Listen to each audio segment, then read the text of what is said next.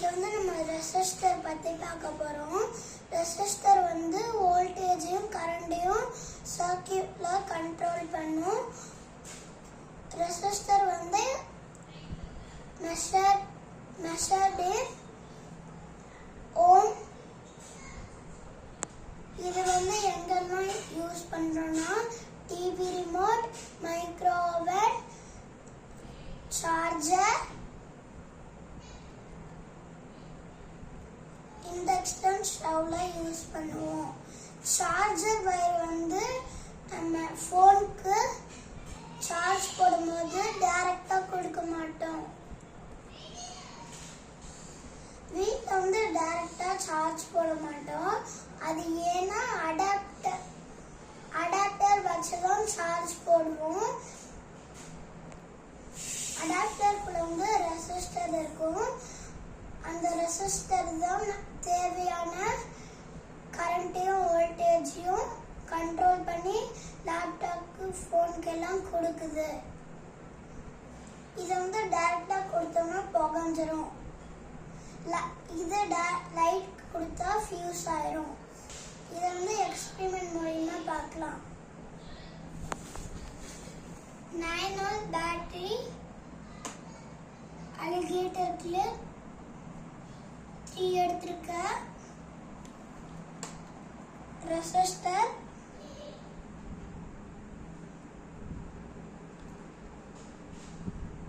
LED,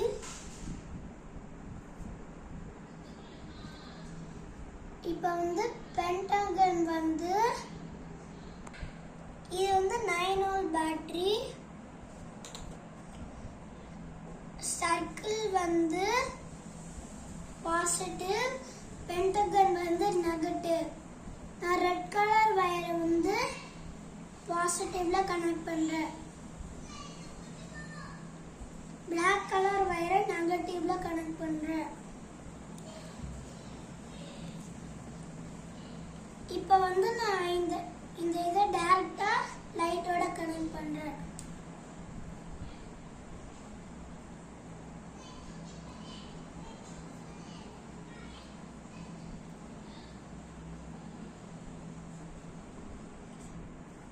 இந்த light வந்து டைரக்டா பேட்டரியோட கனெக்ட் பண்ணா ஃபியூஸ் போயிடுச்சு.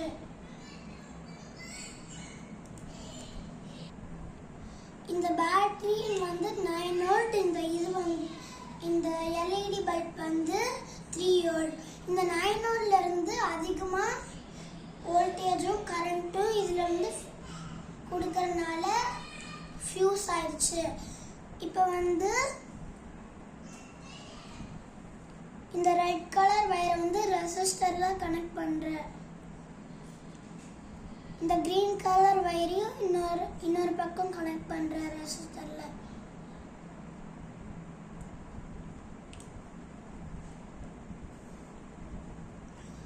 இந்த எல்இடி பல்ப் எடுத்துக்கிறேன். இந்த எல்இடி பல்ப் வந்து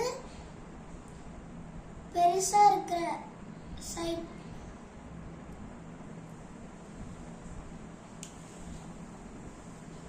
பெருசா இருக்கிற சைடு வந்து கிரீன் கலர் வயர், சின்னதா இருக்கிற சைடு வந்து பிளாக் கலர் வயர்.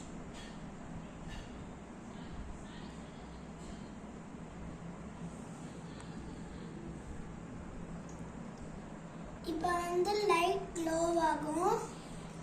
ஏன்னா இந்த பேட்டரி வந்து 9 volt பேட்டரி. இந்த 9 volt அப்படியே நெகட்டிவ். இந்த 9 volt வந்து இந்த வயர் வழியா வந்து ரெசிஸ்டருக்கு வரும். ரெசிஸ்டர் வந்து 3 volt கண்ட்ரோல் பண்ணி கொடுத்து இந்த வயர்ல இருந்து வந்து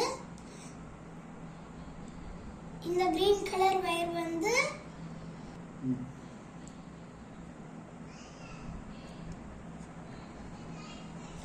இது அப்படியே டைரக்டா வந்து லைட்ல கனெக்ட் ஆகுறதுனால லைட் எரியுது.